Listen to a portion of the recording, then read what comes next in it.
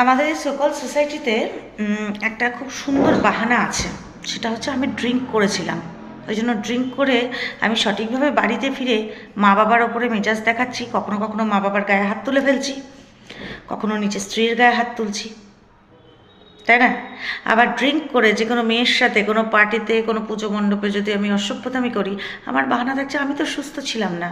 কেন ছিলেন না? কে বলেছিল আপনাকে এত ড্রিঙ্ক করতে?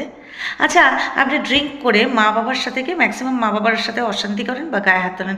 কই মাকে তো বউ ভেবে তার শাড়ি কাপড় খুলে তার সাথে তো যৌন সঙ্গম করেন না।